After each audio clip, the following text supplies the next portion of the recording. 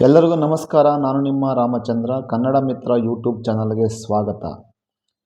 ಈ ವಿಡಿಯೋ ರಾಜ್ಯ ಪಠ್ಯಕ್ರಮವನ್ನು ಅನುಸರಿಸ್ತಿರುವಂತಹ 10ನೇ ತರಗತಿ ಮಕ್ಕಳು ಪ್ರಥಮ ಭಾಷೆ ಕನ್ನಡಕ್ಕೆ ಸಂಬಂಧಪಟ್ಟಂತೆ ಇದೇ ತಿಂಗಳು 23ರಿಂದ ಪೂರ್ವ ಸಿದ್ಧತಾ ಪರೀಕ್ಷೆ 3 ರಾಜ್ಯ ಮಟ್ಟದಲ್ಲಿ ನಡೆಸಲಾಗುತ್ತಿದೆ. ಅದಕ್ಕೆ ಸಂಬಂಧಪಟ್ಟಂತೆ ಕನ್ನಡ ವಿಷಯದಲ್ಲಿ ಯಾವ ಪ್ರಶ್ನೆಗಳನ್ನು ಕೇಳಬಹುದು ಎಂಬುದನ್ನಾಗಿ ನಾನು ಇಲ್ಲಿ ಕೆಲವೊಂದು ಪ್ರಶ್ನೆಗಳನ್ನು ಕೊಡ್ತಾ ಇದ್ದೀನಿ. ಈ ಪ್ರಶ್ನೆಗಳು ತಮಗೆ ಸೋಮವಾರ ಅಂದರೆ 23ನೇ ತಾರೀಕು ನಡೆಯುವಂತಹ ಪ್ರಥಮ ಭಾಷೆ ಕನ್ನಡ ಪರೀಕ್ಷೆಗೆ ಬಹಳಷ್ಟು ಉಪಯುಕ್ತ ಆಗ್ತದೆ ಅಂತ ಹೇಳಿ ನಾನು ನಿಮಗೆ ಈ ಪ್ರಶ್ನೆಗಳನ್ನು ಕೊಡ್ತಾ ಇದ್ದೀನಿ. ಮಕ್ಕಳೇ, ಈ ಪ್ರಶ್ನೆಗಳನ್ನು ನೀವು ಓದ್ಕೊಂಡಿದ್ದೆ ಆದರೆ ಕನಿಷ್ಠ ಮಟ್ಟಕ್ಕೆ 70 ಅಂಕಗಳು ನಿಮಗೆ ಗಳಿಸುವಂತಹ ಒಂದು ಅವಕಾಶ ಇದೆ. ಹಾಗಾಗಿ ಇವುಗಳನ್ನು ಹೆಚ್ಚು ನೀವು ಓದಿಕೊಂಡ್ರೆ ನಿಮಗೆ ಪರೀಕ್ಷೆಯಲ್ಲಿ ಸುಲಭ ಆಗುತ್ತೆ ಮತ್ತು ಅನುಕೂಲ ಆಗುತ್ತೆ. ಬನ್ನಿ ವಿಡಿಯೋವನ್ನು ಪ್ರಾರಂಭ ಮಾಡೋಣ. ಒಂದು ವಾಕ್ಯದ ಪ್ರಶ್ನೆಗಳು ಯಾವ ಪಾಠದಿಂದ ಕೇಳ್ತಾರೆ ಮತ್ತು ಯಾವ ಪ್ರಶ್ನೆಗಳು? ವ್ಯಾಘ್ರಗೀತೆ ಪಾಠದಿಂದ ನಮ್ಮ ಭಾಷೆ ಪಾಠದಿಂದ ಪ್ರಾಣಿಗಳು ತಮ್ಮ ಮಕ್ಕಳಿಗೆ ಯಾವ ವಿಚಾರವಾಗಿ ತರಬೇತು ಕೊಡುತ್ತವೆ? ಇನ್ನೊಂದು, ಕನ್ನಡಕ್ಕೆ ಪರ್ಷಿಯನ್ ಶಬ್ದಗಳು ಯಾವಾಗ ಬಂದವು? ಇದು ನಮ್ಮ ಭಾಷೆಗೆ ಸಂಬಂಧಪಟ್ಟಂತೆ.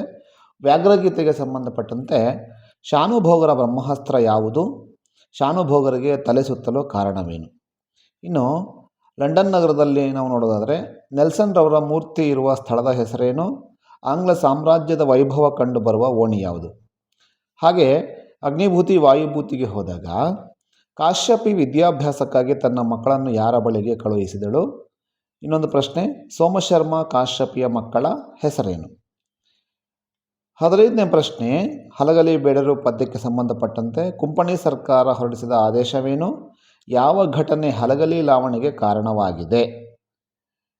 ಇನ್ನು ಕೆಮ್ಮನೆ ಮೀಸವತ್ತಿನ ಪದ್ಯದಲ್ಲಿ ದ್ರೋಣನು ಪರಶುರಾಮನಲ್ಲಿಗೆ ಏಕೆ ಬಂದನು?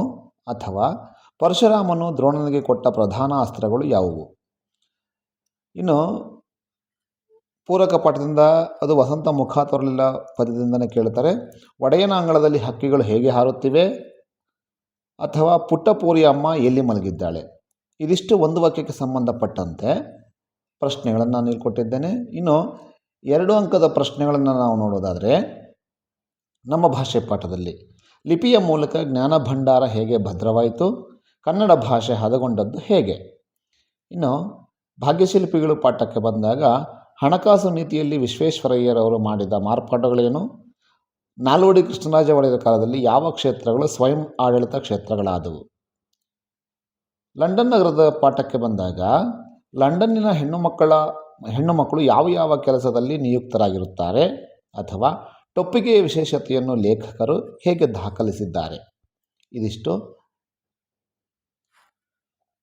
ಇನ್ನು ಅಗ್ನಿಭೂತಿ ವಾಯುಭೂತಿ ಪಾಠಕ್ಕೆ ಬಂದಾಗ ರಾಜಸಭೆಯಲ್ಲಿ ಅಗ್ನಿಭೂತಿ ವಾಯುಭೂತಿಯರನ್ನು ಮೂರ್ಖರೆಂದು ತೀರ್ಮಾನಿಸಿದ್ದೇಕೆ? ಇನ್ನೊಂದು ಪ್ರಶ್ನೆ, ಅಗ್ನಿಭೂತಿ ವಾಯುಭೂತಿಯರು ಸೂರ್ಯಮಿತ್ರನಿಂದ ಕಲಿತ ವಿದ್ಯೆಗಳಾವುವು? ನೆಕ್ಸ್ಟು, ಹಕ್ಕಿ ಹಾರುತ್ತಿದೆ ನೋಡಿದ ಪದ್ಯದಲ್ಲಿ ಹಕ್ಕಿಯ ಹಾರಾಟವನ್ನು ಆಕಾಶಕ್ಕೆ ಹೇಗೆ ಹೋಲಿಸಿದ್ದಾರೆ? ಹಕ್ಕಿಯು ಯಾವ ಮೇರೆ ಮೀರಿ ನೀರನ್ನು ಹೀರಿದೆ? ಖಂಡಿತವಾಗಲೂ ಬಂದೇ ಬರ್ತದೆ ಈ ಪ್ರಶ್ನೆಗಳಲ್ಲಿ. ಇನ್ನು ಹಲಗಲಿ ಬೇಡರು ಬಂದಾಗ ಹಲಗಲಿಯ ಬೇಡರು ದಂಗೆ ಏಳಲು ಕಾರಣವೇನು? ದಂಡು ಹಲಗಲಿಯ ಮೇಲೆ ಹೇಗೆ ದಾಳಿ ನಡೆಸಿತು? ಇದಿಷ್ಟು ಪಾಠ ಪದ್ಯಕ್ಕೆ. ಇನ್ನು ಪೂರಕ ಪಾಠದಲ್ಲಿ ಖಂಡಿತವಾಗಿ ಈಗ ನಾನು ಹೇಳುವಂಥ 4 ಪ್ರಶ್ನೆಗಳಲ್ಲಿ ಖಂಡಿತ ಬಂದೇ ಬರ್ತದೆ. ಭಗತ್ ಸಿಂಗ್ ಜಲಿಯನ್ ವಾಲಾಬಾಗ್ನ ಮಣ್ಣಿನ ಕುರಿತು ತನ್ನ ತಂಗಿಗೆ ಏನೆಂದು ಹೇಳಿದನು? ಅಥವಾ ಭಗತ್ ಸಿಂಗ್ ಜಲಿಯನ್ ವಾಲಾಬಾಗ್ ಮಾರಣ ಹೋಮದಿಂದ ತೆಗೆದುಕೊಂಡ ನಿರ್ಧಾರವೇನು? ಉದಾತ್ತ ಚಿಂತನೆಗಳಿಗೆ ಬಂದಾಗ ಅಂದವಾದ ಬರವಣಿಗೆ ಬಗ್ಗೆ ಗಾಂಧೀಜಿಯವರ ಅಭಿಪ್ರಾಯವೇನು? ಅಥವಾ ವಿವೇಕಾನಂದರ ದೃಷ್ಟಿಯಲ್ಲಿ ದೇಶದ ಪ್ರಗತಿ ಸ್ಥಿರವಾಗುವುದು ಯಾವಾಗ? ವಚನಗಳಿಗೆ ಬಂದಾಗ ಭಗವಂತನಲ್ಲಿ ಶರಣಾಗುವ ಭಾವ ಅಕ್ಕ ಮಹಾದೇವಿಯವರ ವಚನದಲ್ಲಿ ಹೇಗೆ ವ್ಯಕ್ತಗೊಂಡಿದೆ? ಅಥವಾ ಜ್ಞಾನಿ ಅಜ್ಞಾನಿಗಳ ಸಂಘದ ಬಗೆಗೆ ಅಕ್ಕ ಮಹಾದೇವಿಯ ಅಭಿಪ್ರಾಯವೇನು? ಇನ್ನು ನಾನಿಲ್ಲಿ ಶುಕನಾಸನ ಉಪದೇಶ ಪಾಠವನ್ನು ಬಿಟ್ಟಿದ್ದೇನೆ. ನಾನು ಪ್ರಾಸಬಿಟ್ಟ ಕಥೆಯನ್ನು ತಗೊಂಡಿದ್ದೇನೆ. ಪೈಗಳ ತಮ್ಮನ ನೂಲು ಮದುವೆ ದಿನ ಅಂಗಳದಲ್ಲಿ ಏನೇನು ಸಿದ್ಧತೆಗಳಾಗುತ್ತಿದ್ದವು? ಪ್ರಾಸ ಬಿಡಬೇಕೆಂದು ನಿರ್ಧರಿಸಿದ ಬಳಿಕ ಪೈಗಳು ಯಾವ ಕೃತಿಯನ್ನು ಬರೆದರು? ಇದಿಷ್ಟು ಪೂರಕ ಪಾಠಕ್ಕೆ ಸಂಬಂಧಪಟ್ಟಂತೆ. ಇನ್ನು ಕೃತಿಕಾರರ ಪರಿಚಯಕ್ಕೆ ಬಂದಾಗ ಪಾಠದ ವಿಭಾಗದಲ್ಲಿ ಜಯಪ್ಪ ಗೌಡ ಅಥವಾ ದೇವನೂರ ಮಹಾದೇವ, ಪದ್ಯಕ್ಕೆ ಸಂಬಂಧಪಟ್ಟಂತೆ ಕುವೆಂಪು ಅಥವಾ ರನ್ನ, ಈ 4ರಲ್ಲಿ 2 ಖಂಡಿತ ಬಂದೇ ಬರ್ತದೆ. ಇವುಗಳ ಬಗ್ಗೆ ನೀವು ಹೆಚ್ಚು ಗಮನ ವಹಿಸಬೇಕು. ಛಂದಸ್ಸನ್ನು ನಾವು ನೋಡೋದಾದರೆ ಒಂದು ಕಂದ ಕೇಳ್ಬೋದು, ಅಥವಾ ಅಕ್ಷರಗಣದಲ್ಲಿ ಉತ್ಪಲಮಾಲಾ ವೃತ್ತ ಅಥವಾ ಚಂಪಕಮಾಲಾ ವೃತ್ತ.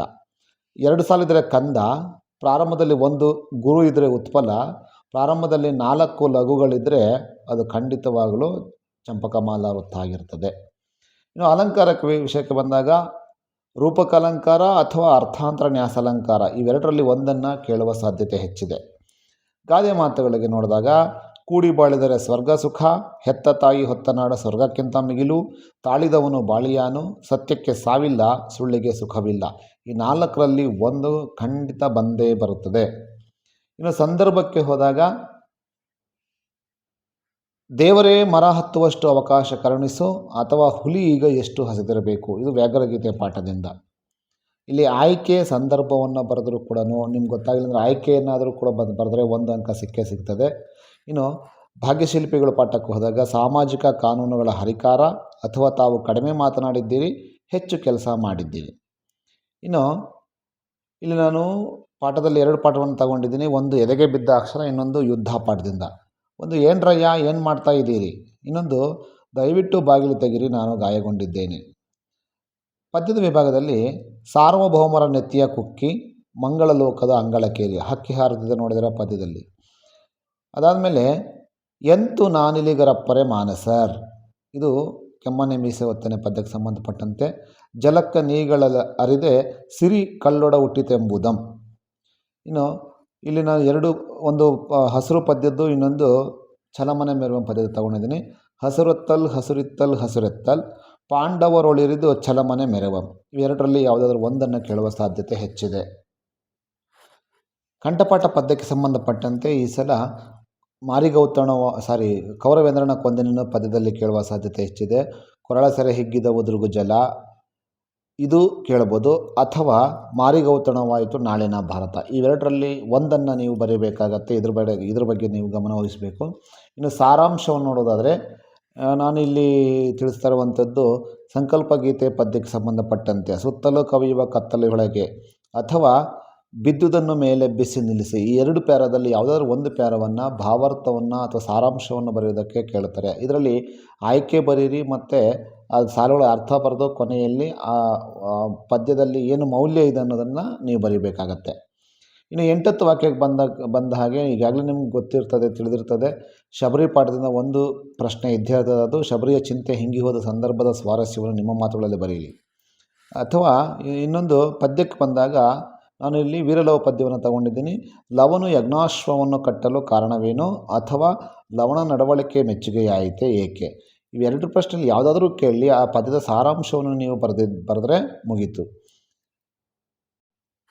ಇನ್ನು ಪ್ರಬಂಧಕ್ಕೆ ಬಂದಾಗ ಇಲ್ಲಿ 4 ಪ್ರಬಂಧಗಳನ್ನು ನಾನು ಕೊಡ್ತಾ ಇದ್ದೀನಿ. ಇವುಗಳಲ್ಲೇ ಒಂದನ್ನು ಕೇಳುವ ಸಾಧ್ಯತೆ ಹೆಚ್ಚಿರುತ್ತದೆ. ಒಂದು ರಾಷ್ಟ್ರೀಯ ಭಾವೈಕ್ಯ, 2ನೇದು ಸಾಮಾಜಿಕ ಪಿಡುಗುಗಳು, ಮಹಿಳಾ ಸಬಲೀಕರಣ, ಗ್ರಾಮ ಸ್ವರಾಜ್ಯ. ಇವು 4ರಲ್ಲಿ ಒಂದನ್ನು ಈ 3ನೇ ಪ್ರಿಪೇರ್ಟಲ್ಲಿ ಕೇಳುವ ಸಾಧ್ಯತೆ ಹೆಚ್ಚಿದೆ. ಹಾಗಾಗಿ ಇವುಗಳ ಬಗ್ಗೆ ನೀವು ಹೆಚ್ಚು ಗಮನ ವಹಿಸಬೇಕಾಗತ್ತೆ. ಪ್ರೀತಿಯ ಮಕ್ಕಳೇ, ನಾನು ತಿಳಿಸೋದ್ನಲ್ಲ, ಈ ಪ್ರಶ್ನೆಗಳಿಗೆ ನೀವು ಒತ್ತು ಕೊಟ್ಟಿದ್ದೆ ಆದರೆ ಖಂಡಿತವಾಗಲೂ ನೀವು 70 ಅಂಕಗಳನ್ನು ಗಳಿಸ್ಬೋದು. ಇದರಲ್ಲೇ ಇರುವಂಥದ್ದು ಬರುವ ಸಾಧ್ಯತೆ ಹೆಚ್ಚಿದೆ. ಈ ಪರೀಕ್ಷೆಯಲ್ಲಿ ನೀವೆಲ್ಲರೂ ಕೂಡ 3ನೇ ಪರೀಕ್ಷೆಯಲ್ಲಿ ಉತ್ತಮ ಅಂಕಗಳನ್ನು ಪಡೆದು ನೀವು ಉತ್ತೀರ್ಣ ಆಗಬೇಕು ಅಂತೇಳಿ ನನ್ನ ಒಂದು ಆಸೆ ಮತ್ತು ಆಕಾಂಕ್ಷೆ ಹಾಗೂ ಆಶೀರ್ವಾದ ಕೂಡ ಇರ್ತದೆ. ಪರೀಕ್ಷೆಯಲ್ಲಿ ಒಳ್ಳೆಯದಾಗಲಿ. ಮತ್ತೊಮ್ಮೆ ಇನ್ನೊಂದು ವಿಡಿಯೋದಲ್ಲಿ ಭೇಟಿಯಾಗ್ತೀನಿ. ಅಲ್ಲಿವರೆಗೂ ನಮಸ್ಕಾರ, ಧನ್ಯವಾದಗಳು.